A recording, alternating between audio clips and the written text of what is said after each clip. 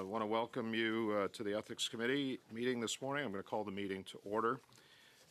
Welcome to meeting number 9 of the House of Commons Standing Committee on Access to Information, Privacy and Ethics, pursuant to Standing Order 10838 and the motion adopted by the committee. Excuse me, Chair. I'm at the maximum volume on my earpiece and I can't hear interpretation. We seem to be having issues with the volume of interpretation. Bienvenue à la réunion. Welcome to meeting number 9 of the House of Commons Committee on Access to Information, Privacy and Ethics. Please do it in English. Meeting number 9 of the House of Commons Standing Committee on Access to Information, Privacy and Ethics. Okay. J'ai changé de... Écouteur. Allez-y encore. Okay. Welcome to meeting number 9 of the House of Commons Standing Committee on Access to Information, Privacy and Ethics. C'est correct maintenant? Okay. Pursuant to Standing Order 10838 and the motion adopted by the committee on Wednesday, September 17th, the committee is resuming its review of the Conflict of Interest Act. I'd like to welcome our witness for today from the United Kingdom House of Commons, Mr. Daniel Greenberg, who is the Parliamentary Commissioner for Standards. Mr. Greenberg, welcome to the committee, and I think what we just heard was an important lesson as well. You will be having questions asked of you in French, so I just want to make sure that you are on the proper interpretation. It should be, and I think I'm pretty sure the technicians helped you with that, sir. Are you ready for that? Okay.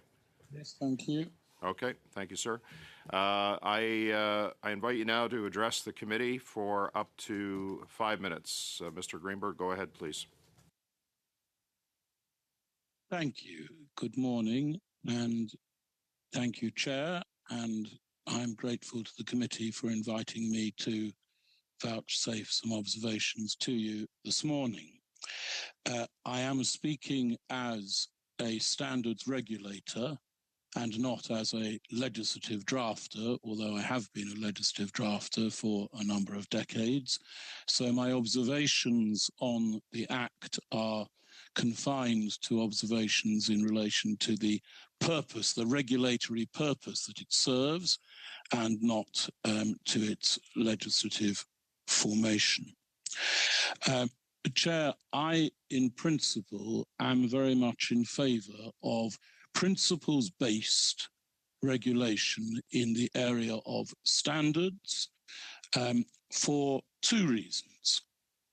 The first is that reliance on principles forces members and officials who are bound by the provisions of a code to concentrate on its purpose and ask themselves all the time, not have I ticked a particular technical box, but am I serving the purpose for which this regulation was enacted? And that is a very valuable discipline throughout, and it is preferable to encouraging a kind of technical compliance mentality.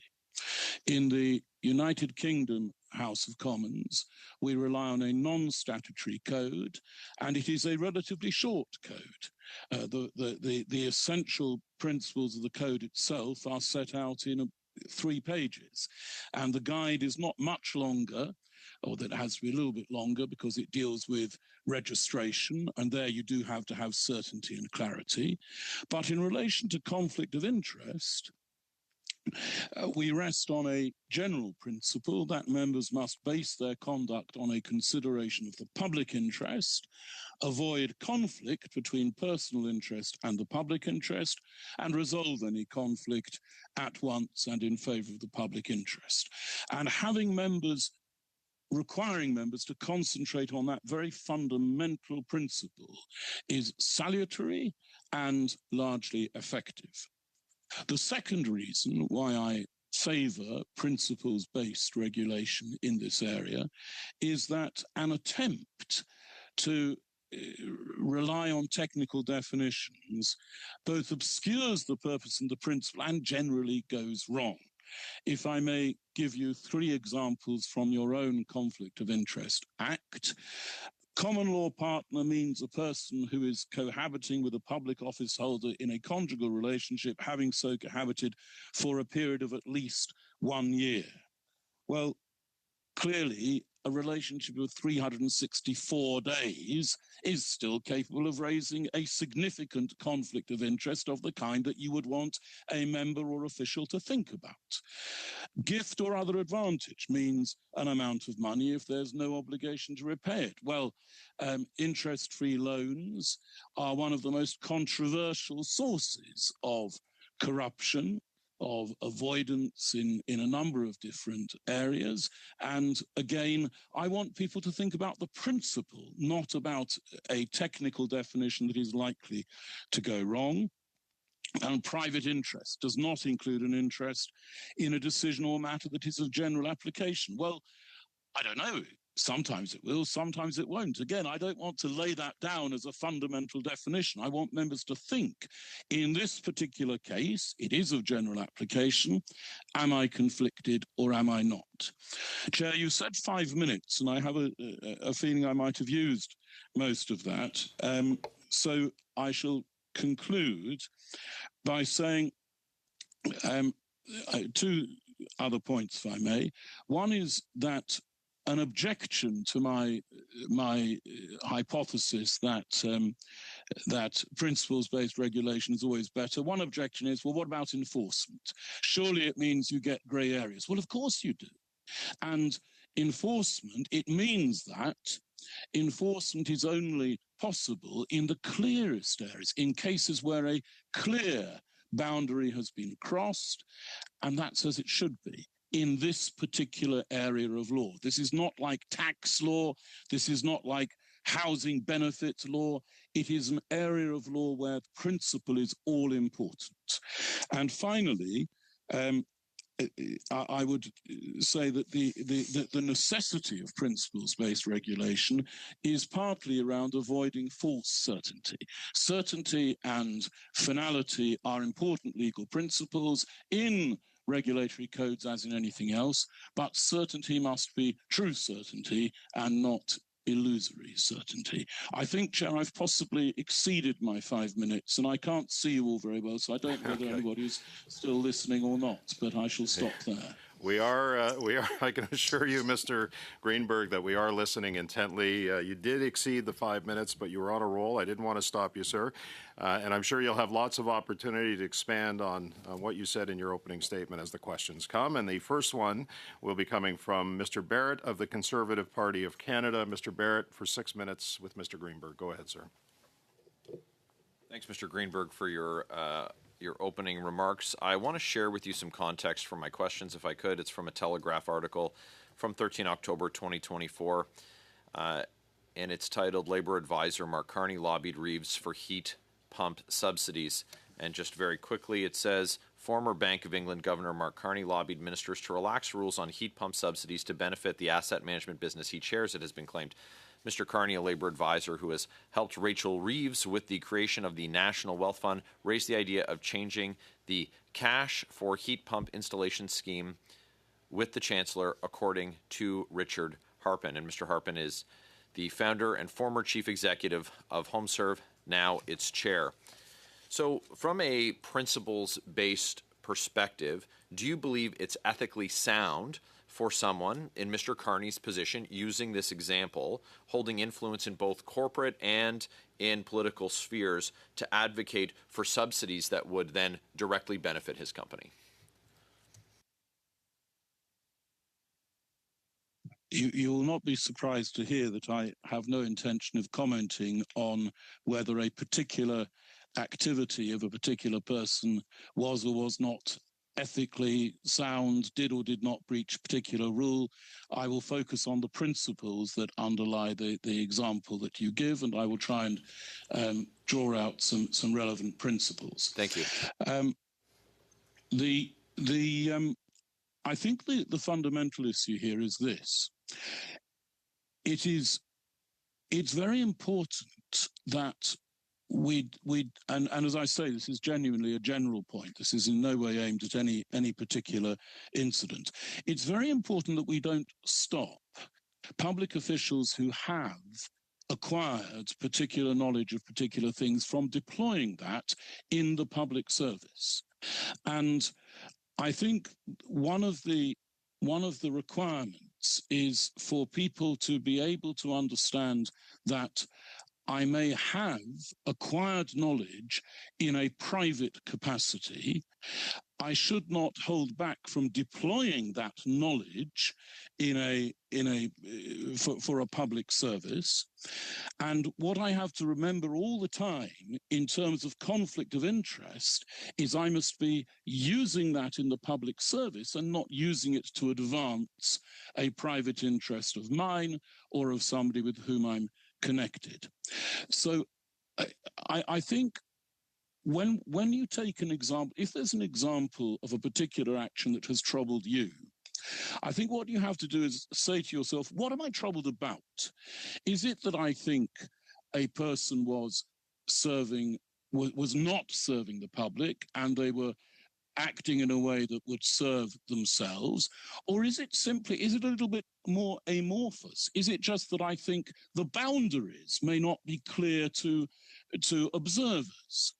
We have a principle in Chapter 2 of our Code of Conduct in relation to relevance, which looks at whether a reasonable observer might perceive that you were actuated by a particular interest.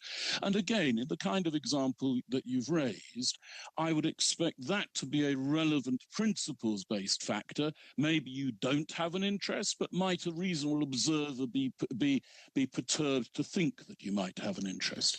Have I helped you at all, despite not answering exactly what you wanted me to? I think so.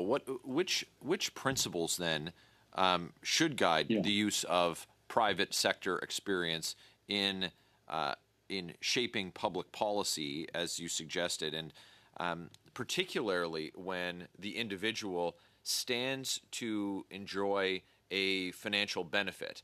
I think that the hypothetical of having someone who has private sector experience and then moving past that, and with that, putting away the potential financial upside of deploying that experience in a way to shape public policy.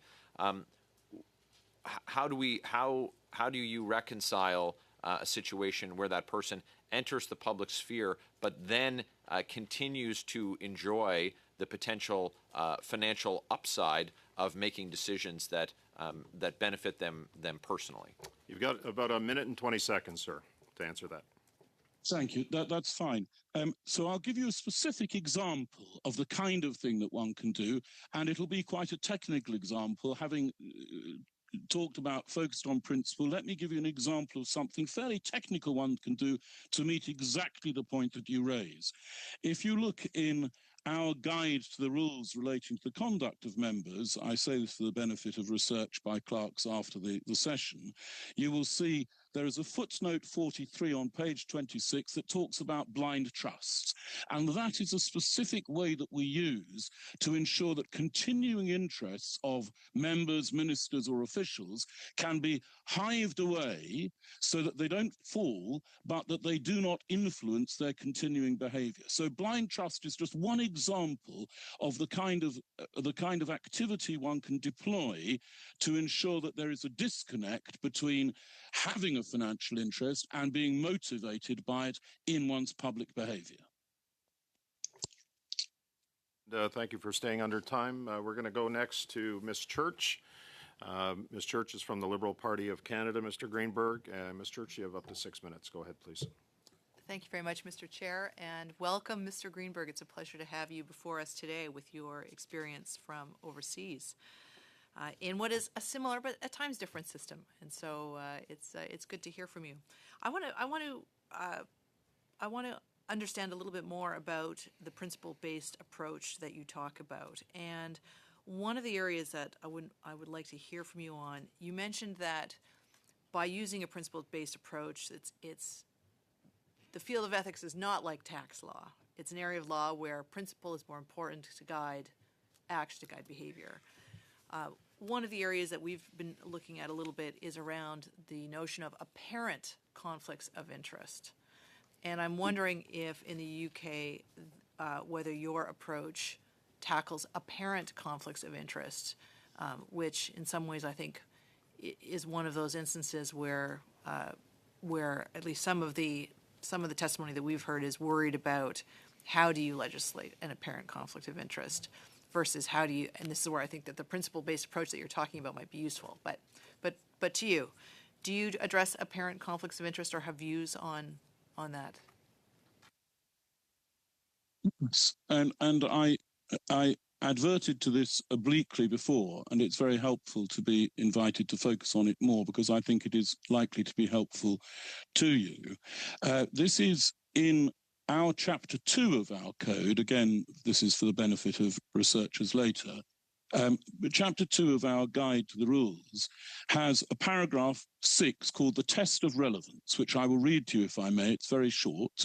The test of relevance is whether those interests might reasonably be thought by others to influence his or her actions or words as a member. Now, that's a very short, very concise test. And what we're asking members to do is put yourself in the mind of somebody who is listening to your words or watching your actions and ask yourself, will they think that I am being actuated by my financial interest? And I hope that one of the useful things in my coming here to speak to you today is that I can attest that that works in practice extremely well. Not in every case. Sometimes it doesn't go right. And when members ask me for advice, I remind them that it is in the first instance their responsibility to apply this test. I'm not there to do it for them in the first instance. That's the whole point about principles-based. Get them to acknowledge responsibility for their own behavior and the efficacy and the soundness of the propriety of their own behavior. But I can help them sometimes by putting myself in that objective position and saying, well, yeah, draw this line between dot A and dot B and ask yourself, if you were watching somebody, would you be concerned that they might have this interest? And we deal with that by declaration in part, because very often an interest ceases to be an inimical interest in terms of propriety and ethics if it's out in the open. And again, I won't expound that more now, but maybe you or a colleague will invite me to in one of your future questions. Thank you. And I note that I think if the Nolan principles, as I understand them, when they include integrity, when they include accountability, openness, honesty, leadership as part of the principles that underpin this system, you can see why that is beneficial to according a certain degree of responsibility, I suppose, on the public figures that this applies to. You had an exchange with my colleague across the way here around blind trusts, and I'm curious to hear from you, Mr. Greenberg, about the tools that the United Kingdom's regime uses to address prior work or prior interests, prior assets for individuals that are taking on a public role. This is one of the founding purposes of our ethics legislation, and I'd like to know from your point of view if what tools there are, including blind trusts, and how effective you think they are.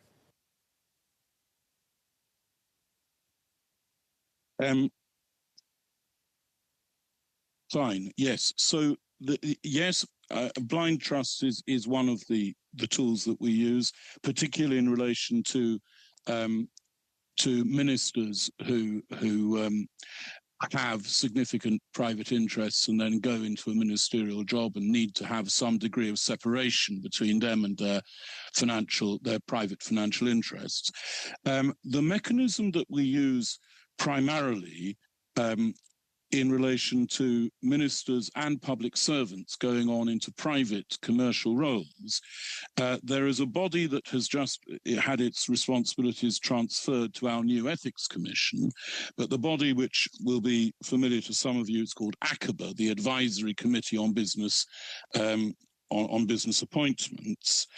And one of the things it does is it looks at the appointment and it very often imposes an advisory period of, say, a year or 6 months, or sometimes I think it can be as long as 3 years, during which the former minister or the former official is advised not to engage in, for example, lobbying their immediately previous colleagues. You ask how effective that is. I think again, it's sensible to have these kinds of rules of thumb, but they can only ever be rules of thumb aimed at the fundamental principle. And the fundamental principle here is you do not deploy your previous status in government, as a minister or as an official, you do not deploy that as a private asset. And you don't do that whether it's 3 months later, 6 months later, or 6 years later. Okay. Thank you, Mr. Greenberg. Thank you, Ms. Church. Monsieur Thériault, pour 6 minutes. Monsieur Greenberg. You have 6 minutes, Mr. Greenberg. Are you hearing interpretation? Go ahead. Mr. Thériault, you have 6 minutes. Thank you, Chair. Thank you for being with us, Commissioner Greenberg. What you have to say is very interesting. Here at committee, we are seeking to review our legislation and see if current measures on conflicts of interest are sufficient. You and I seem to be on the same wavelength that ethics requires more work than law. It's not because something is legal that it is moral. And so I would like to know how we can frame what is moral as going beyond the legal definition. We're seeking behavior that goes beyond any kind of doubt. Our ethics commissioner recommended that we introduce into our legislation the notion of an apparent conflict of interest. I would like to know what your thoughts are on that. And, of course, if there's an investigation, it's because there is the appearance of a conflict of interest, or else there wouldn't have been an investigation. But how can we introduce this into our legislation? Because it is necessary. The appearance of conflict of interest should not be an issue for public office holders at any time. That's what the public is expecting.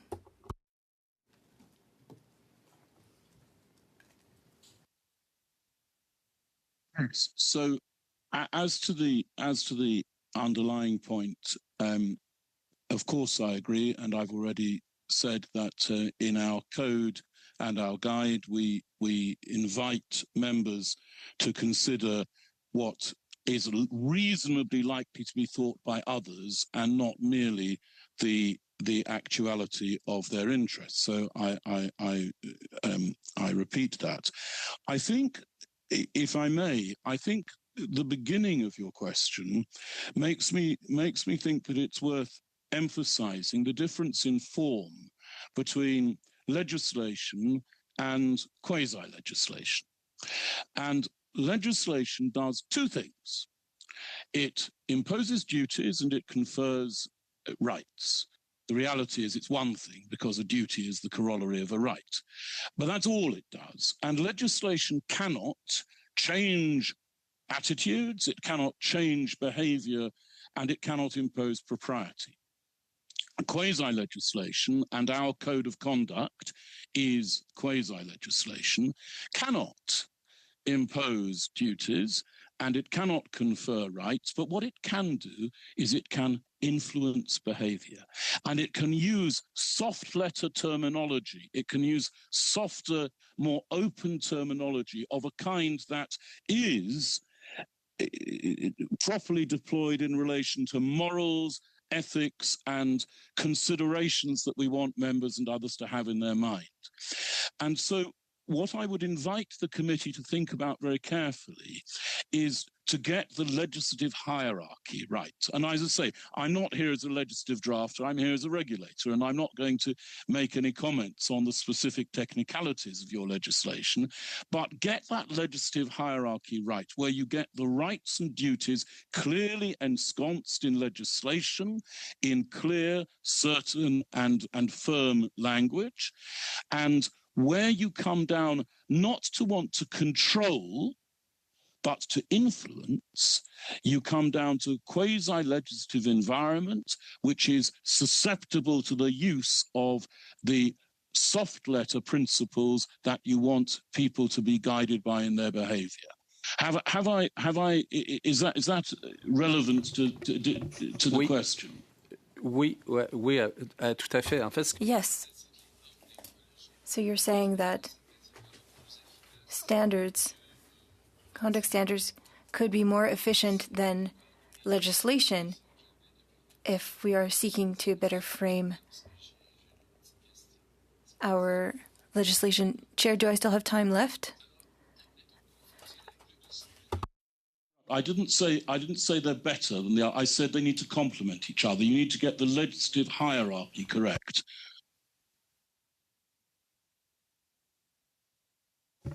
vous ne dites pas qu'elles sont plus efficaces. You're not saying that they're more efficient? That's not what you're saying. But standards often go beyond what is legal, and requirements in the code of conduct are higher. And so at that point, there would be a larger coverage of behavior or potential behavior. Ethics needs to be forward-looking and not looking towards past behavior. Is left, Mr. Greenberg, in this round, so go ahead, sir. Thank you. Not quite, because the truth is, in law, you could say you can't do anything at all that relates to anybody you had any dealings with at all. So you could go far, but the problem is it's a very blunt instrument. If you want to be nuanced, you have to use quasi-legislative principles. Okay, merci, Monsieur Thériault. Thank you, Mr. Greenberg. Monsieur Hardy. Mr. Hardy, we're going to start our second round of questions for 5 minutes. You have the floor. Microphone, please. Mr. Hardy, votre micro. Mr. Hardy, your microphone isn't on. I'll start over. Hello, Mr. Greenberg. Thank you for being with us today. I'll start by asking, in the UK, would it be possible to become a member or a minister or a prime minister without the population knowing what one's assets are, and without knowing that our intentions and our decisions are for the public, as you stated in your opening remarks?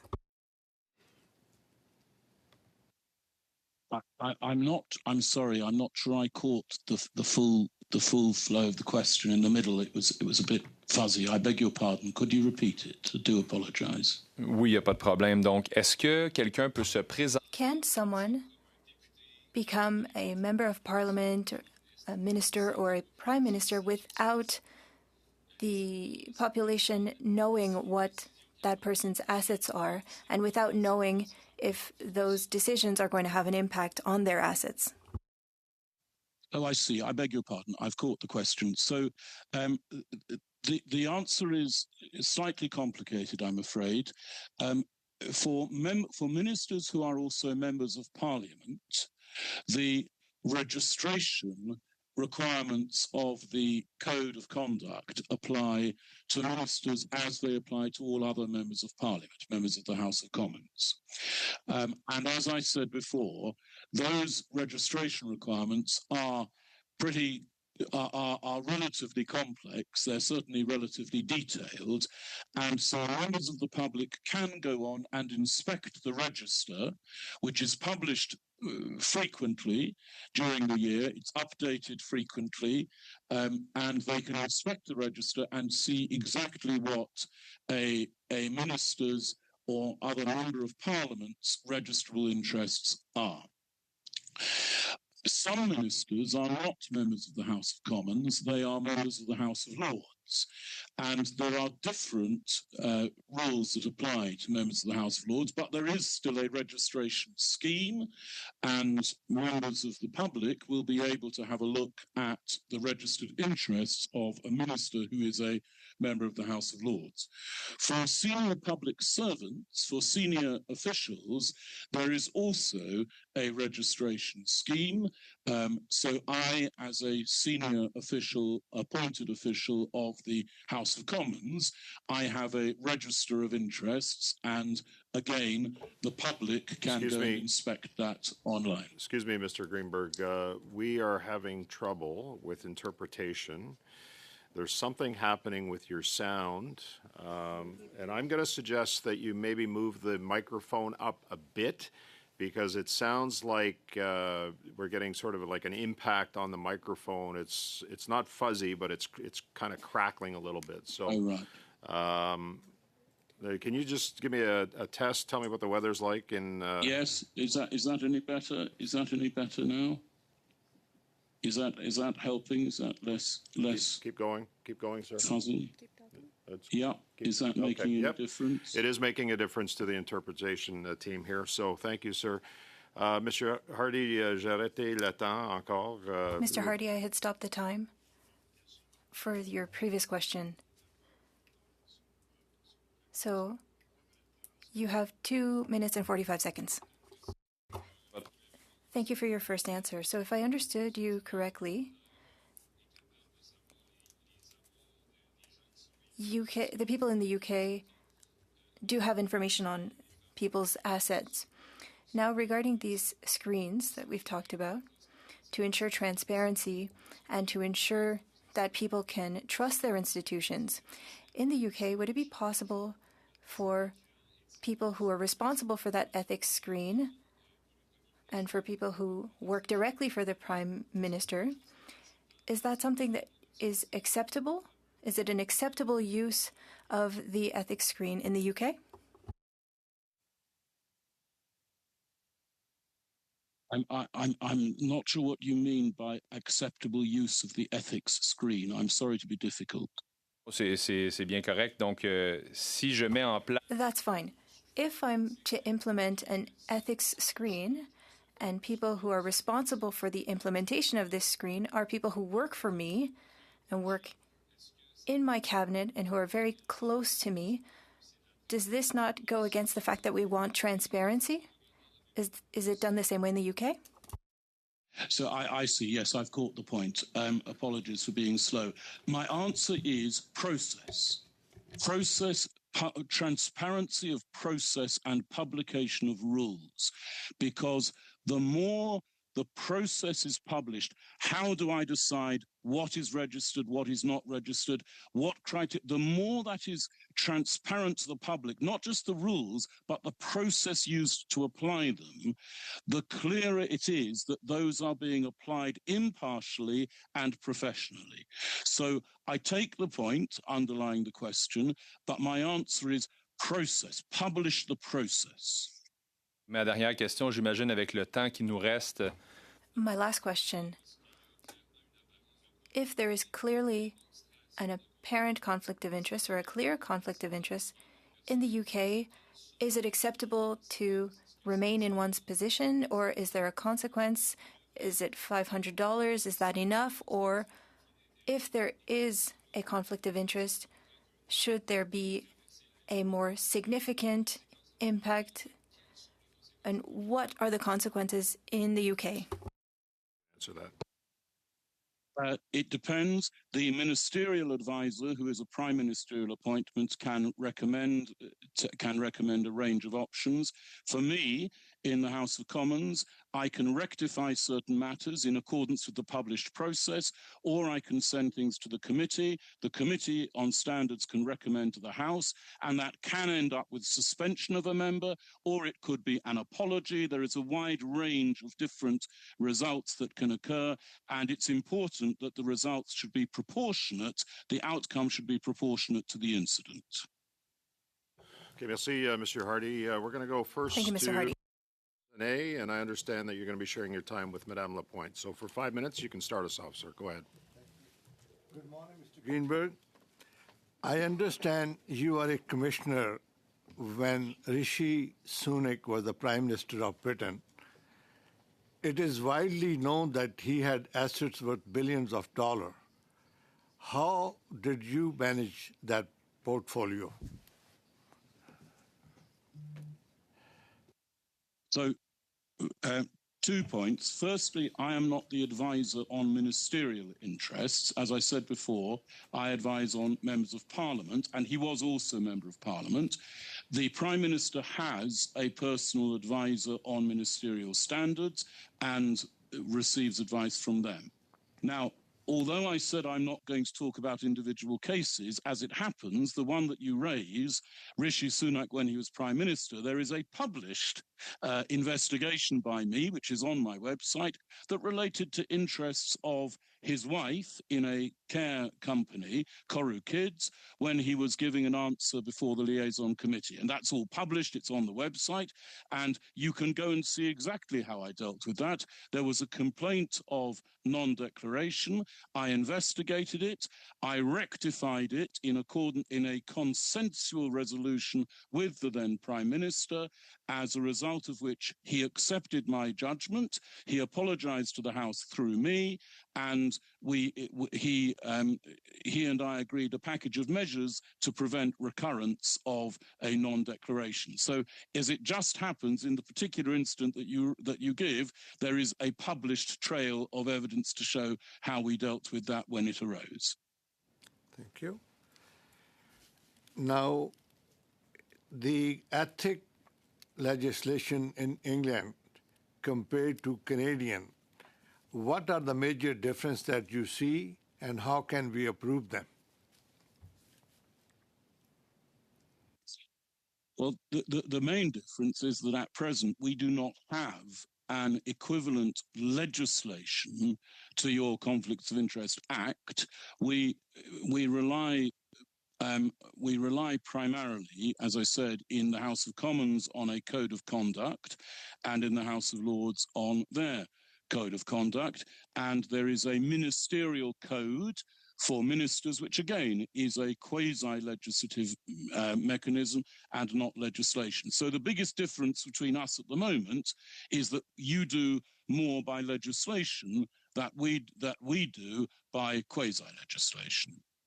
2 minutes, 15 secondes. Merci beaucoup, Monsieur le 2 Président. minutes, 15 seconds. Thank you, Chair. Thank you for being with us. Microphone, please. Britannique. You talked about the English regime and the 7 Nolan principles. Do you believe that an approach based on these principles would be efficient in order to avoid conflict of interest?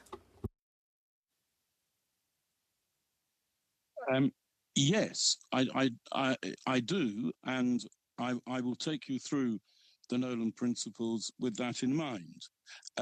First, openness and accountability. You cannot have any effective regime for acknowledging and avoiding conflicts of interest unless the public have trust in that regime, and that trust depends on openness, and that depends on some system of registration and publication.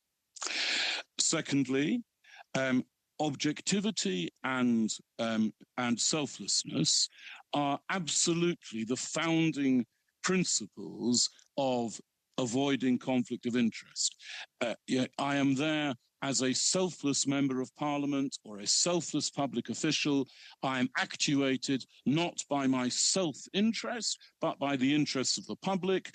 And in the language that I read to you earlier from our code of conduct, we base our conduct on a consideration of the public interest. That is selfless. Again, objectivity.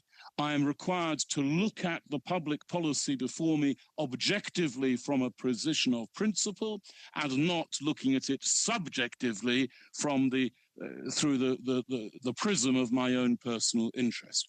And finally, honesty and integrity. I believe that it is fundamentally part of a member of parliament's integrity that they serve the public in the interests of the public and not in their own interest. Merci beaucoup. Merci, Madame Lapointe. Monsieur Thériault, je vais donner... Thank you, Ms. Lapointe. Mr. Thériault, you have 5 minutes. Thank you, Chair. Okay, I'm just making sure my mic is on. We have questions regarding Section 2 in our legislation, and it limits a conflict of interest to what is of personal interest. And if it's of general interest, it's not covered. So if it serves other people's interests, it's not covered. This puts us in a bit of an awkward position. I know that you don't comment on specific cases, but we're going through quite an interesting case now where an individual who was the head of a company that controlled 916 companies, this person becomes a prime minister before we receive the declarations of conflict of interest. And one of his first acts as prime minister is to implement a legislation that will have an impact on the company that he used to lead for the coming years. He doesn't know this because it's in a blind trust. He put his assets in that, and so he does not know by how much his assets will increase, but it wouldn't be unreasonable to believe that he knows that his assets will increase. And so, should there not be additional requirements regarding being a head of state and we are making decisions that have an impact on the economy and on a country's strategic positioning? I know that we're threading the line here between ethics and politics, but it is a problem. Even though we can't make legislation for singular cases and for exceptions, but given the situation that we're in now, we might have to legislate. We want to attract people from the private sector to come to the public sector, but in order to do so, we need to have rules in place and we need to go beyond what we have right now. Is there not, though, an appearance of conflict of interest when we find ourselves in such a scenario? De l'exposé. You're quite right. You have 2 minutes and 15. Right. 2 minutes and 15 seconds, Mr. Greenberg. That's fine, because I wasn't going to answer the question anyway, so it won't take me very long not to do it. Look, you're quite right. I'm not going to say anything that appears to reflect on a particular case, nor am I going to tell you what your policy ought to be. What I will do to try and be helpful is I will say that to give you another specific example of a way that we address this kind of issue in our own jurisdiction, in Chapter 3 of the Code, which deals with lobbying for reward or consideration, we have in paragraph 4 a principle that members are not regarded as lobbying for a particular company if they are making an observation that is relevant to an industry as a whole. And I mention that because I think that's relevant to the kind of balance that you are talking about. This is something where if you are going to try and decide how do we make sure that people are involved in public policy when they have specific interests, then this is the kind of route that you can use to achieve that. Sorry, Mr. Greenberg. We're having problems again with the microphone and the interpretation. J'ai arrêté le temps, Monsieur Thériault. I stopped your time, Mr. Thériault. A little bit further. It's sort. That may be a little bit too high, sir. If you can just maybe there, try it right there. If you can tell us what the weather is like in Toronto today. I can apologize to the interpreters. I use this as an opportunity to apologize to the interpreters who always do a phenomenal job, and I'm sorry that I'm making their job more difficult. It's still causing us some problems. I'm not sure whether it's the headset because we've adjusted a few times. So, can you can you speak softer? I could try. Yes, I'm trying everything here, sir, because I find your testimony fascinating, and I want to keep it going. So, go ahead. Just try. Okay. I'll try again with apologies to everybody. I was just drawing attention to the principle we have that if a member is making observations about a general matter that is benefiting an industry as a whole, they are not regarded as seeking a particular. I'm sorry, sir. No, we're not. It's not working. I'm going to suspend for a minute to see if we can get this worked out with our technicians, and hopefully we can, and then we'll come back. If not, we'll have to figure something out. But I'm going to suspend for a minute. Just hang on, sir.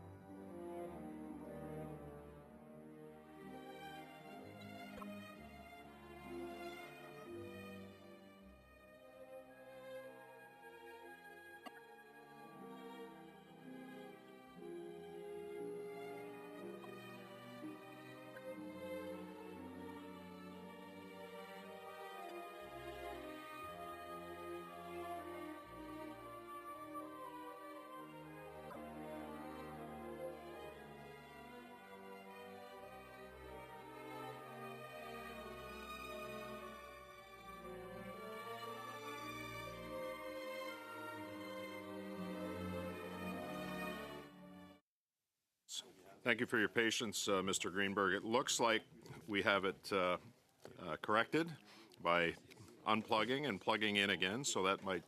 Mr. Thériault, Mr. Thériault, you have a minute left for your question,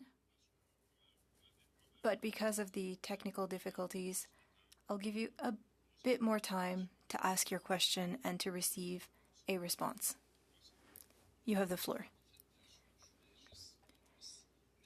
I just wanted us to be able to focus on the matter of an appearance of a conflict of interest and a general conflict of interest, that we shouldn't only focus on one's private interests, because the world has changed. When we made this legislation, it was pretty easy to manage. Am I working on the interests of my wife? Is one of my employees working on a government contract? This is bigger than that. And so the notion of a conflict of interest and appearance of a conflict of interest should include perhaps general application conflicts of interest. So, and I hope you can hear me now, and I do apologise for sir. It's having working been well. difficult. But that is why I drew attention to a provision which you may not have heard properly, so I'll say again.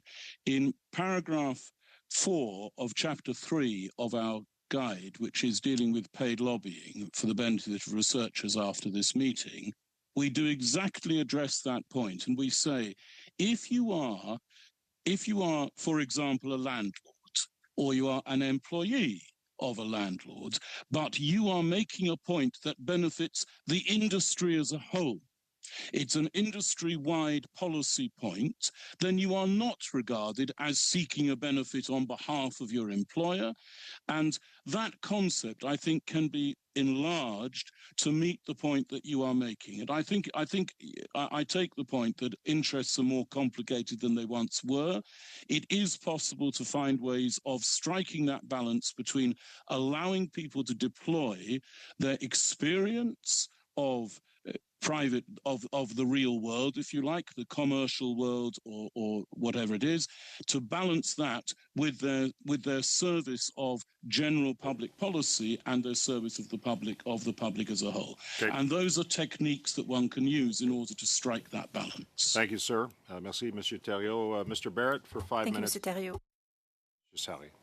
Mr. Barrett. I'll split my time with Monsieur Hardy, s'il vous plaît. Sir, you talked about blind trusts, and I understood from that that you believe them to be effective. Is my understanding correct?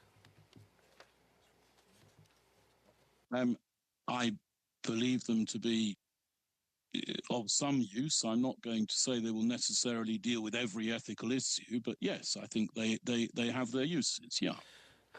Would a principles-based approach require more than just a legal separation? We heard testimony from the ethics commissioner here that once funds go into a blind trust, it's most common that there is no turnover of the assets that are in that trust.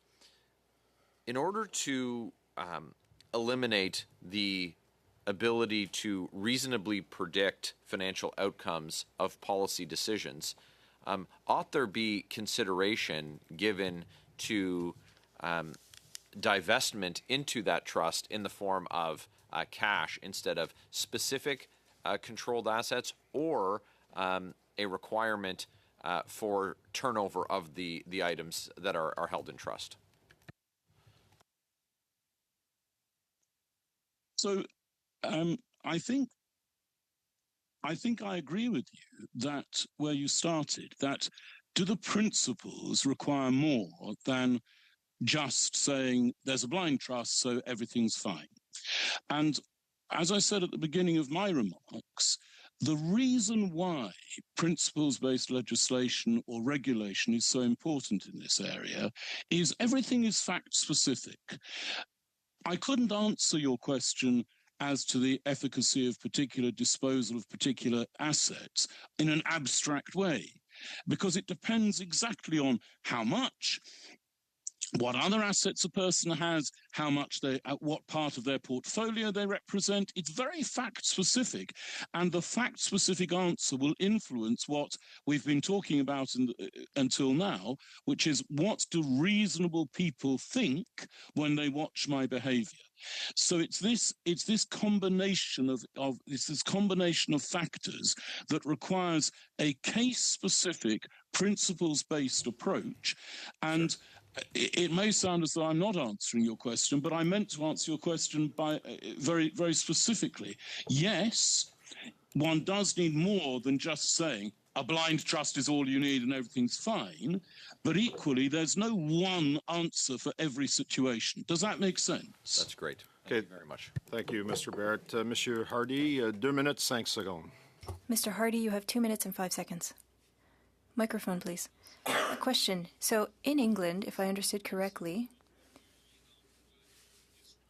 it's somebody who has no link with a minister or prime minister who's in charge of the ethics screen. Is that correct? I'm sorry, I didn't get the question. Il n'y a pas de problème. No, but there's no... It's not a problem. If I understood correctly, in England, people who are responsible, for example, those who are responsible for the ethics screen are people who do not work for the Prime Minister. Is that correct? So, yes, in relation to the House of Commons registration of interests, the ministerial advisor on ethics is the advisor to the Prime Minister, and he is a civil servant. Parfait. Donc, cette personne-là est complètement à So l'extérieur. that person is outside of the payroll, if I can say it that way, of the Prime Minister. Do you believe that a person who is elected in order to serve the population before serving their boss would be the right person to be responsible for a screen for a Prime Minister's assets?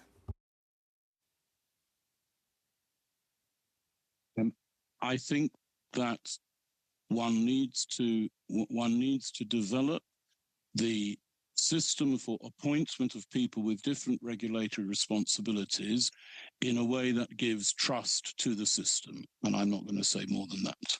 Merci. Merci, Monsieur Hardy. Mr. Thank you, Mr. Greenberg. Hardy and Mr. Greenberg. So, You have 5 minutes, Ms. Lapointe, followed by Mr. Sari. Thank you, Chair. Earlier, we talked about how in Great Britain, for conflict of interest, you use the Nolan principles and a code of conduct. And in Canada, we have legislation on conflict of interest. Do you believe that these principles that you have in Great Britain could be adapted to the Canadian context? As I said in a previous answer, I'm a believer in a hierarchy of legislation so that the principles are encoded in the legislation in a way that allows legislation to be applied in a purposive and principles-based way. And that takes a very subtle construction of a legislative mechanism so that you've got certainty through law and flexibility and agility through quasi-legislation. Merci. Thank you. Mr. Sari. Thank you, Chair. And thank you, Mr. Greenberg. We have learned a lot today. One of the main objectives of our work on ethics is to achieve more transparency and to achieve more public trust. In preparing for today, I noticed that we were looking into decision makers, but also looking into the public. How can we do more awareness with the public, and what would be our role as a committee in order to raise awareness of the public on different perceptions.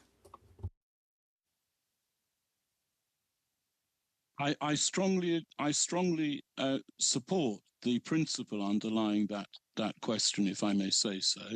And when I became commissioner, I decided that I was going to do a lot of outreach and public engagement as part of my role.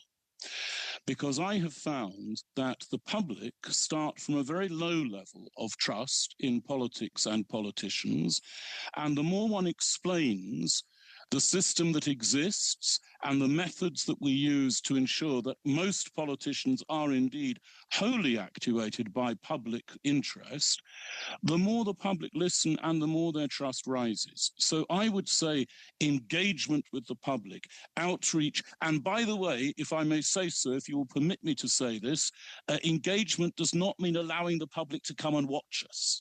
Right? Engagement means engagement with the public, listening to the public and allowing them to feel that their contribution is valued and incorporated into the way that we run our system. So I think outreach and engagement is absolutely key, and I completely agree. In the end, this is about trust. This is the only thing we're doing here is about shoring up trust between the public and the politicians. Et je suis d'accord avec vous et totalement d'accord.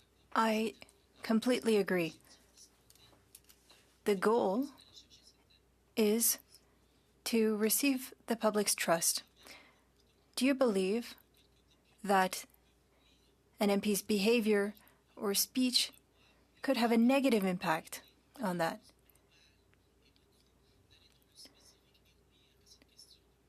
Can it have a negative impact on the public's trust? I believe that one of the principles and is enshrined in our code of conduct, and I will read Rule 11 of the Code of Conduct to the committee. It's very short, and I believe it answers the question exactly. Members shall never undertake any action, and that includes speech, which would cause significant damage to the reputation and integrity of the House of Commons as a whole or of its members generally. Je finirai avec une question beaucoup plus technique. I'll end on a more technical question. I think that we agree on the public's awareness. Could you give us a list or some examples on concrete actions to have a better public engagement in the matter of public trust? We're near the end of time, Mr. Greenberg, but I am going to give you an opportunity to answer that if you can in a quick manner, or invite you as a matter of undertaking to supply the committee with that response. Go ahead, sir. I can give you one good example very easily. Lay members of the Standards Committee. Our Standards Committee includes lay members who are not politicians, and I think that is one example of a practical way of improving trust in engagement between the public and politicians. Thank you, Mr. Greenberg. Merci, Monsieur Sarret. Mr. Greenberg, I want to thank you on behalf of the committee and all Canadians for being here today. I think that you've provided valuable insight into our study as it continues on the Conflict of Interest Act. And I'm going to let you go now with great thanks on behalf of the members of the committee and on behalf of Canadians as well. Thank you, sir. Thank you. Thank you. Okay, so we're going to continue here. I've got a couple of matters that I want to bring to the committee's attention. First of all, as you know, we received a list from the Prime Minister's office the other day with respect to meetings, a motion that was passed by the committee to have, I'm not going to read the motion, but in my opinion, the list that was given to us was not complete. Okay, thank you, Mr. Barrett. I see you. Was not complete in the sense that the committee had asked in its motion, and this is the issue that I need direction on, that the time and date at which those meetings took place and what was discussed in those meetings, none of that was indicated in the correspondence that we received from the Prime Minister's office.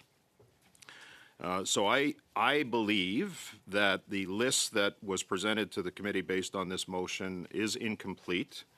It didn't meet the subject of the demands of the committee, and so I am seeking direction on this issue, what members of the committee would like me to do, given the fact that, again, I don't believe that the information is complete. So I am going to start, Mr. Barrett, you had your hand up. I'm going to go to you first, sir, for comments on this. And I'm seeking out the opinion of the committee as well. I see your hands. I've got Mr. Saray as well. So, and Mr. Hardy. Go ahead, Mr. Barrett, to start.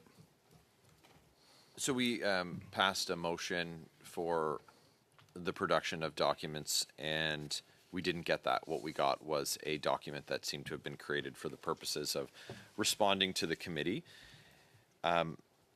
We asked specifically for records. What the Prime Minister's office produced is now a record, but it wasn't a record that likely even existed when the motion was passed. What should have been in there? So we should have seen calendar entries. We should have seen emails, briefing notes, memos, anything that was prepared by the Prime Minister's office or his department, the Privy Council office, for these meetings or about the meetings. The problem is that the committee ordered the production, and it's not reasonable that what was produced aligns with what was ordered. And there's no records of what was discussed. There's no details of the meetings. So committees have two options in these situations.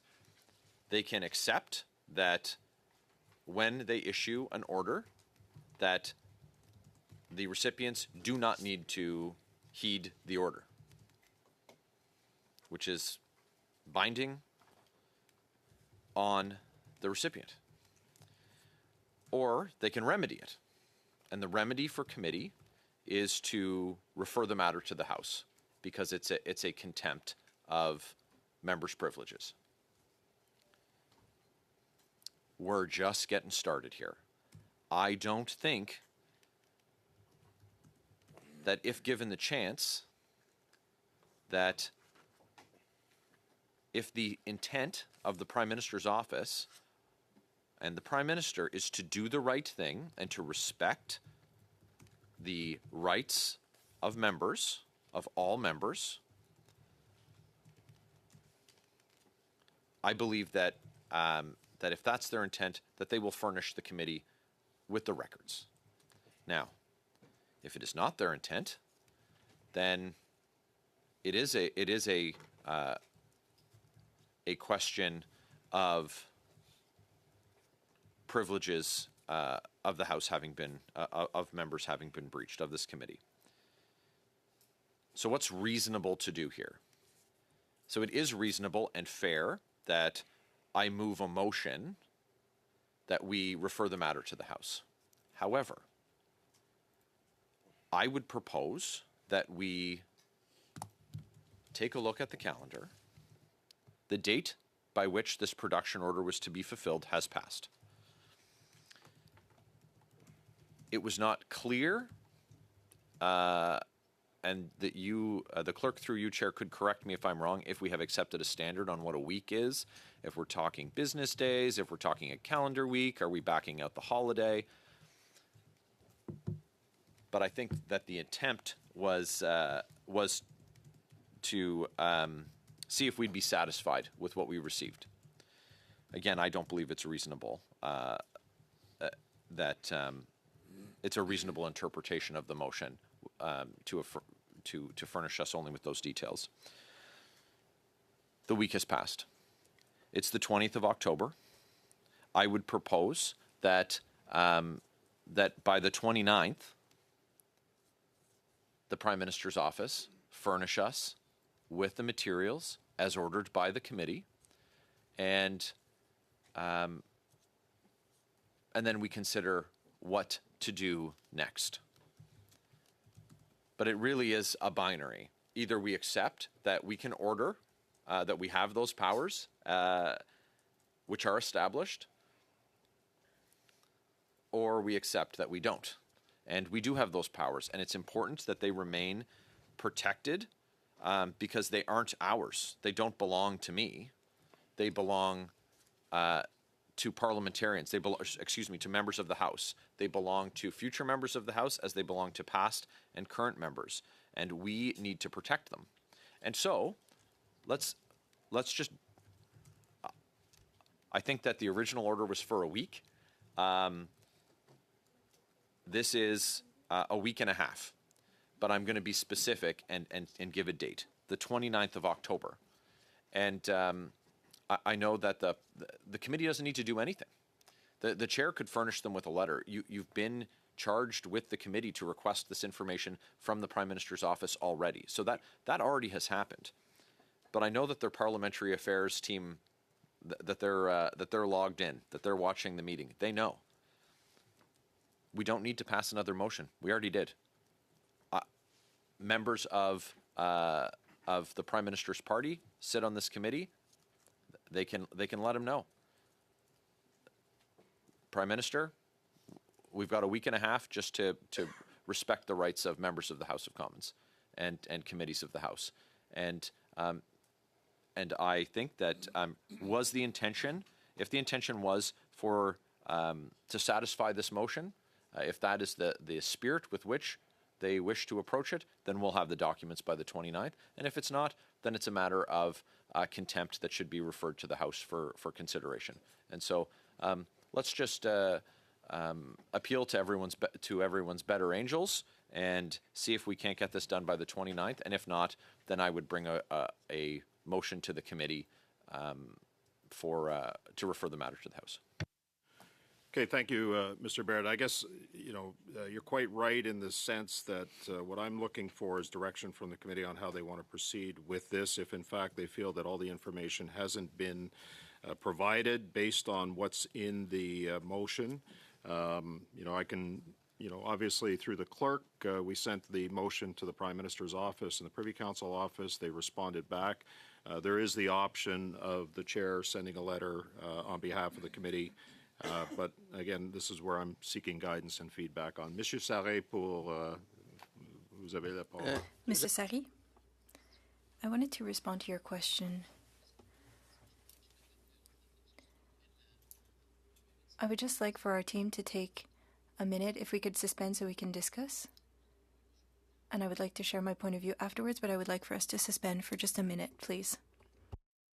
I will give you that time for 2 minutes. 2 minutes? Okay. 2 minutes, That's okay? just for Because I don't want to okay. come back and have another Okay, no, suspension. okay, You take 2 minutes, and then we'll go from there. Meeting is suspended for 2 minutes.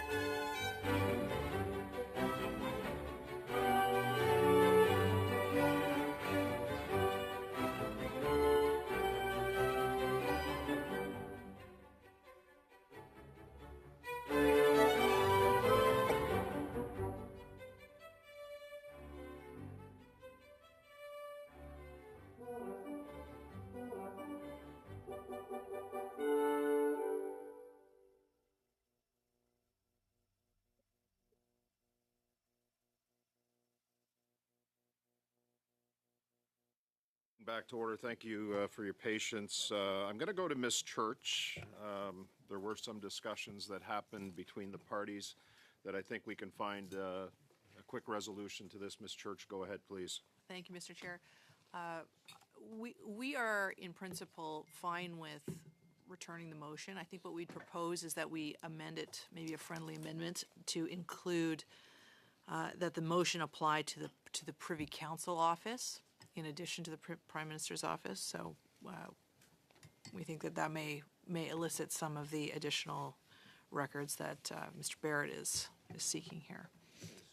I'm going to have to refer to the clerk here because I don't have an official motion that we're discussing, but if it's direction from the committee, and correct me if I'm wrong on this, perhaps the easiest way to deal with this, Ms. Church, is for me on behalf of the committee to send a letter to the Prime Minister's office and the PCO, the Privy Council office, clarifying what the committee's position was with respect to the motion and expecting a response from the Privy Council office by, what date did we? 29th? 29th? Okay. Is that, I mean, that might be the easiest way to deal with this, frankly, rather than go into a formalized motion, because we've already disposed of the motion already. Yeah. So we can't amend something that, without a motion being on the floor. So I'm seeking guidance on. I'm in your hands, Chair. Okay. That sounds reasonable to me. Does that sound reasonable to you, Mr. Barrett, or? If I may, so I think that if on consensus we're giving direction to you, Chair, to request the information consistent with the original motion, to include the Privy Council office. And I say to include, as a matter of principle, I do think it's very important that we establish the rights of committees to order the production from departments and ministries, including the PMO, including the PCO. I very much appreciate the opportunity to be precise in this. And what would be disappointing, but also damaging to the rights of committees and members, would be if we later found out through an access to information request filed by a journalist or a member of the public that there were records in the Prime Minister's office. So what I would say is, and again, I think that that this is the kind of good faith that when I said, like, let's do this in a week and a half, this is exactly what I was hoping for. That this is the Prime Minister's office, that it includes the Prime Minister's office and the Privy Council office. Because if all of the records, or 99% of them, are domiciled in PCO, great. But if there's some exchanges that happened in the Prime Minister's office that are captured by the original motion that perhaps just weren't furnished to the committee originally, I think that being provided to us by the 29th would satisfy the intent of what we're looking to achieve here, and then we would have established that the committee's right to that information was respected by the PMO and by the PCO. So that's really the only precision. I just want to make sure that we're not saying, okay, well, there's nothing that the PMO has, so we'll go all to the PCO. If it, like I said, if there's nothing pertinent, it is what it is. But if we later find out through another means that something gets caught in an ATIP, well, it's a problem that then would need to be rectified again by the committee or by the House, and let's just avoid it on the front end. And because I think that the spirit of what's being proposed by Ms. Church is exactly in line with what the committee, the motion that the committee passed. Yeah, and I do take your point on that, Mr. Barrett. We have to proceed on the assumption that information is available as well, right? It may not be available through the Prime Minister's office. It may be. That's up to them to determine. But the one thing that the motion did not call for, and the spirit and intent of what Ms. Church is saying now, excuse me, is that we do include the Privy Council office in this. So that's where we're at. So, I can, if it's the will of the committee, and I think this is the easiest path forward, to write a letter to both the Prime Minister's office, the Privy Council office, reiterating what was in the motion, what the request of the committee was in the motion, and ensuring that that information be provided to the committee by October 29th. I think that would be the proper course of action here. Indeed. So, Monsieur Thériault, suivi par Monsieur Sarri. Followed by Mr. Sarri. Thank you, Chair. I wanted to raise a rule that I had brought up previously at committee.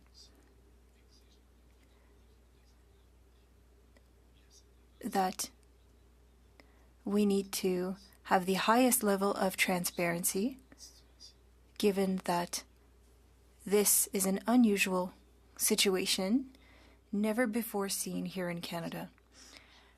And so, for travel, work meetings, and witnesses have told us that ethics screens are only worth as much as the transparency that are associated with them. And so, if the Prime Minister has nothing to hide, he should be able to respond. And I believe that the 29th is a reasonable date to respond to the request by the committee. And I agree with you taking those steps. Merci, Monsieur Thériault. Thank you, Mr. Thériault. Mr. Sarri. I might give the floor to Ms. Church because I wanted to come back to the main issue, but I would like to come back to the question regarding the directives. Ms. Church? No? OK. OK, alors je reviens sur la question. All right, so I'll come back to the main matter at hand, Chair. And I'm happy that you asked what we would like to do. When I heard the updated request by Mr. Barrett, I found that it seemed like an update, and there were things added. Wording that we had received, and you are a chair with a lot of experience, and I appreciate how this committee works, but we need to be more clear in our wording so that we leave little room for interpretation. Because with this back and forth, it leads us to wasting a bit of time, because we received what we had asked for. That is what the Prime Minister's office gave us. And so in future, Chair, when we are writing motions, I think that, and it's our understanding on this side of the room, that everything that was requested was given.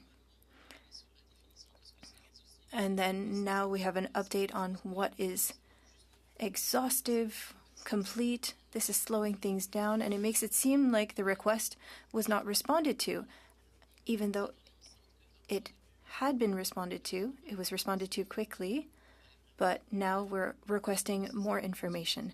I think that the initial request was not clear enough. Thank you, Chair. Hardy. Mr. Hardy. Mr. Hardy.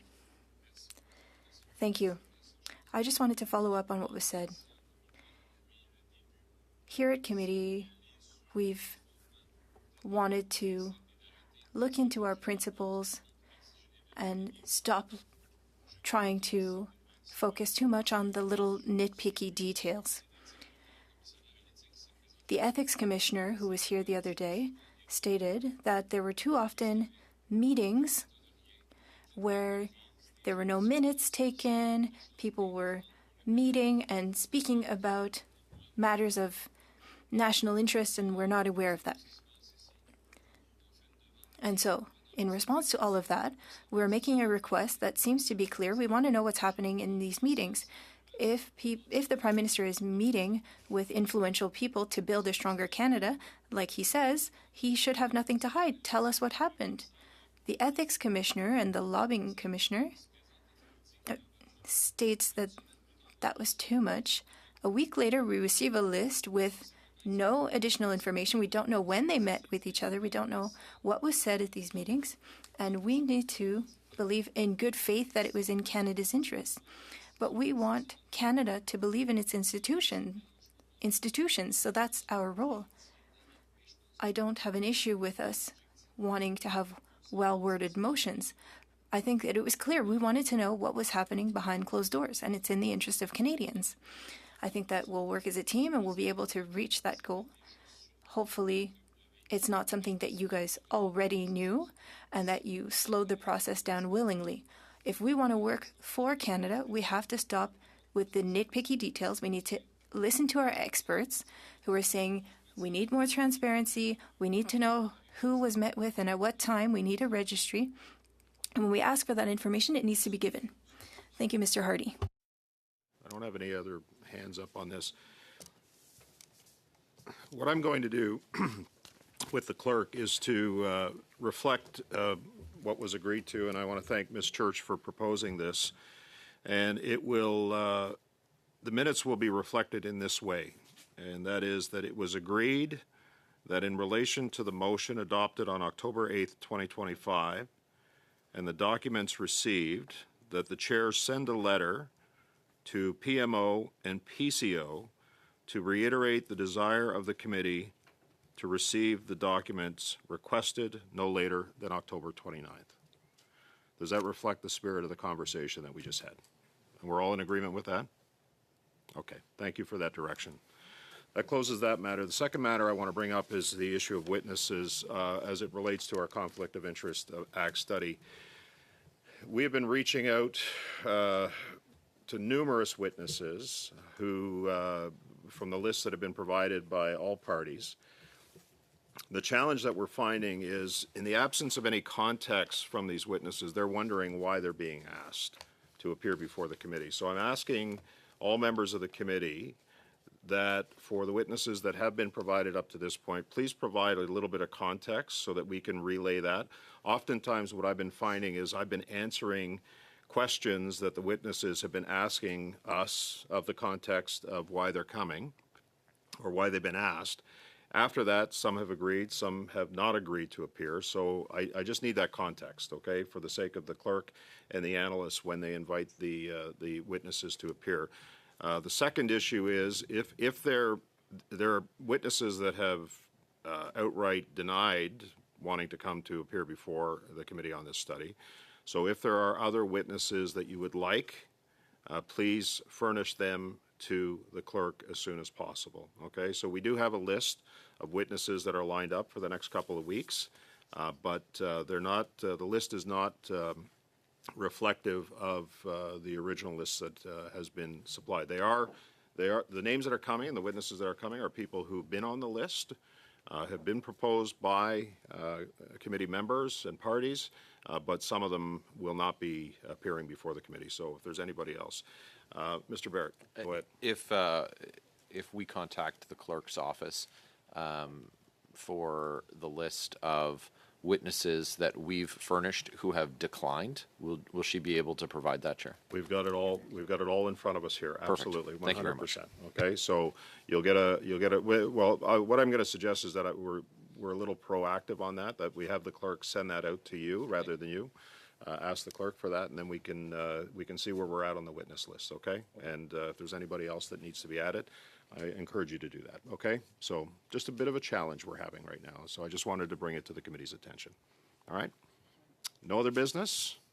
I want to thank you all for your attention. Thank you to the clerk and the analysts and the technicians. This meeting is adjourned. Thank you.